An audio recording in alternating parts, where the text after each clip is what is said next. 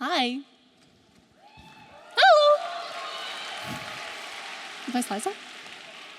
All right, cool. Boop. Okay, cool. Hi, my name is Jasmine, and I like sticky notes.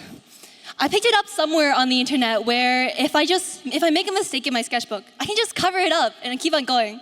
And I think that's especially important because there's friction in anything when you're making something. So being able to celebrate my mistakes using little bits of color makes the process a lot more enjoyable. But pedaling back a little bit, all I've ever done was kind of stay in my bubble just since the last year. I would indulge way too much in playing League with my friends, and I'd lay in bed on my phone for hours. And art was nothing more than just a way to procrastinate on schoolwork. I felt stagnant when a lot of the things I did always felt like distractions that never amounted to anything. And I felt mediocre compared to my peers in school, so I would try to shame myself into doing better and to brute force my studies, but I just ended up burning out even more and procrastinating. Oopsies. So I found myself focusing on the wrong problem. So as graduation started to approach for high school, I had the idea of compiling different photos of my friends and decorating my grad cap with that. I would draw them occasionally for little birthdays and silly little photos I liked. And I got a good reception. So as I went about compiling these photos of the last 4 years, I put them together. And I drew them.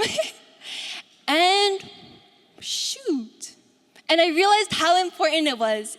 How important it was for me in drawing out these little memories, both in appreciating the people around me as well as the experiences that we shared. And so I drew some, and I drew a little bit more. And I finally found something that I was really excited about, and I let myself fall into it. So as I started to let myself do a little bit of drawing here and there, I started to fall back in love with making art again. And I was curious about it, and I wanted to get better. So I started running to life drawing sessions after I finished assignments. And I did little bits of color studies, because I think how the relationship of light and color is super cool. But then I wanted to take another step. Eventually, I realized I've seen so many creative and collaborative projects on the internet, but I've never felt as though I can contribute to them. I never contribute to them. Sorry. But as the summer started to come to an end, I realized that, and different applications started to come up for different initiatives. I wanted to apply to them. But keep in mind, I'm the same person who would barely join any clubs because I was too afraid of approaching their booths during club fairs. And so I was stressed about what people would think of me. And what if I didn't have the time? And what if I just get overwhelmed?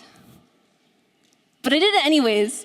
And I realized, even though it took an embarrassingly long time just to submit a simple form in just drawing comics, I realized in the last couple months where I saw myself actually doing things, and I was able to just commit myself to things, and I realized that I can just manage.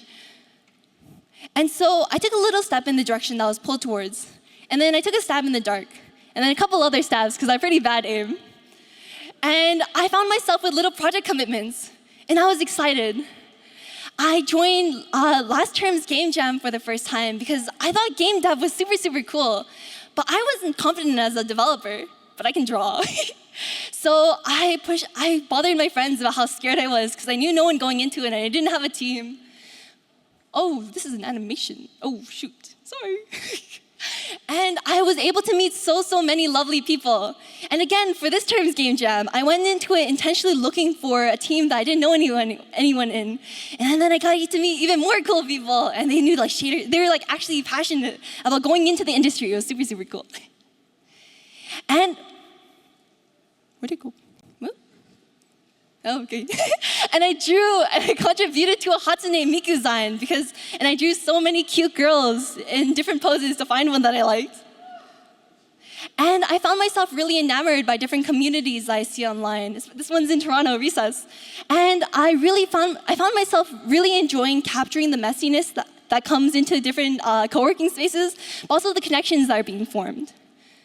But also finally, I think I really enjoy drawing people that are focused on their own discipline.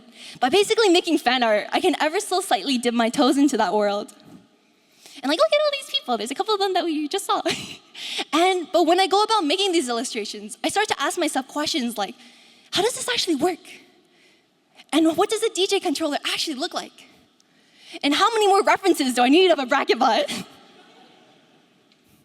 So even though my story is about finding the confidence to do what you want, I think it's also just as important to make sure that you keep on taking those steps forward. And so after doing that risk taking, I think valuing the details is also very important when moving forward. So even though it can get super time consuming, and most of the time people will overlook the amount of time and effort that you spend in understanding the little nitty gritty, I think it's the most important thing for me when making art.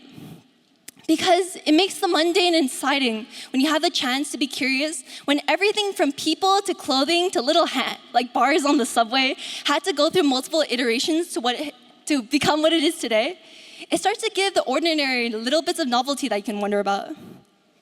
And so the last couple of notes that I want to pin down is to allow yourself to take on those tiny pursuits of inspiration and to appreciate the people around you, as well as take the time in understanding the details. But more importantly, value yourself in the effort that you put in, because at the end of the day, you've come a long way. Thank you.